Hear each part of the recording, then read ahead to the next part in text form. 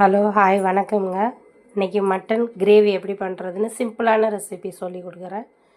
வெங்காயம் 2 வெங்காயம் எடுத்துருக்கேன், ஒரு பச்சை மிளகா, கருவேப்பிலை, கொத்தமல்லி தழை, எண்ணெய், தேவையான அளவு எண்ணெய், கொத்தமல்லி தழை, மிளகாப்பொடி, மல்லிப்பொடி, மஞ்சப்பொடி, இது சக்தி மசாலா மட்டன் பொடி 1 ஸ்பூன் எடுத்து வச்சுருக்கேங்க.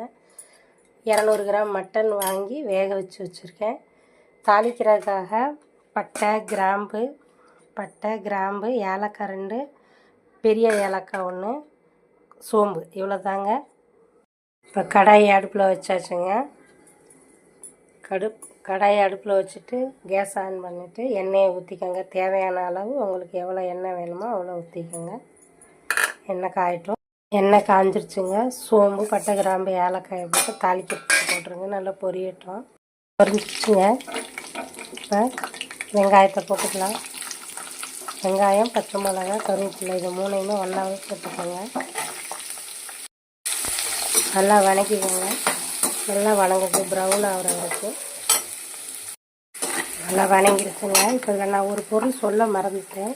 இஞ்சி பூண்டு பேஸ்ட்டு ஒரு 2 ஸ்பூன் போட்டுக்கோங்க. உங்களுக்கு எவ்வளோ தேவையோ அவ்வளோ போட்டுக்கோங்க. நான் 2 ஸ்பூன் போட்டுருக்கேன். நல்லா வணக்கிக்கோங்க. வச்சுங்க. தக்காளியை போட்டுக்கலாம்.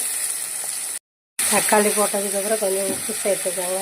ஏன்னா நம்ம ஏற்கனவே போட்டு வேக வச்சுருக்கோம், அதனால் கம்மியாக போட்டுக்கோங்க. நல்லா வணங்கிருச்சுங்க. இப்போ மட்டனை போட்டுக்கலாம். மட்டனை போட்டாச்சுங்க. நல்லா கிளறி விடுங்க. நல்லா கிளறி வதக்கிட்டு நம்ம எடுத்து வச்ச எல்லா மசாலையும் நம்ம போட்டுக்கலாம். போட்டு நல்லா கிண்டிக்கணும். இந்த மசாலையும் போட்டு கிண்டி வச்சுங்க. கிண்ணதுக்கப்புறம் அந்த வேக வச்ச தண்ணியை ஊற்றி நல்லா கொதிக்க விடுங்க. கொதித்த அப்புறம் கிண்ணக்காய் விட்டுறேன். நான் கிரேவி ஆயிடுச்சுங்க. இனிமேல் நம்ம சப்பாத்திக்கு, தோசைக்கெல்லாம் சாப்பிட்லாம், சாப்பாட்டில் சாப்பிட்லாங்க. ரொம்ப நல்லாயிருக்கும். இப்போ கொத்தமல்லி தழை தூவிடலாம். பிடிச்சிருந்தா செஞ்சு பாருங்கள். செஞ்சு பார்த்து சாப்பிட்டு பாருங்கள். சப்ஸ்கிரைப் பண்ணுங்கள், லைக் பண்ணுங்கள், ஷேர் பண்ணுங்கள்,